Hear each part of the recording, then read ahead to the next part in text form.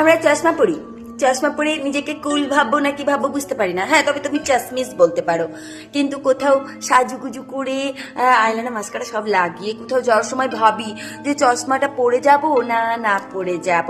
তারপরে আমি যেখানে চশমা পরলে নিজেকে বয়স্ক মনে করি, যে আমাকে বয়স্ক বয়স্ক লাগছে, অন্য কেউ আমাকে বলে চশমাটা একটু দে না, ভিডিও করি ছবি তুলি দিয়ে দিচ্ছে এক্ষুনি।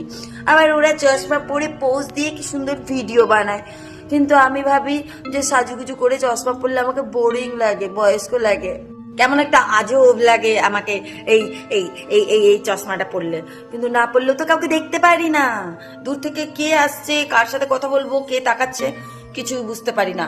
আবার শাড়ি পরে সুন্দরী সেজে চশমাটা পরে গেলে সবাই বয়স্ক ভেবে ইগনোর করবে, সেই জন্য চশমাটাও পরতে পারি না, কি করব বুঝতে পারি না।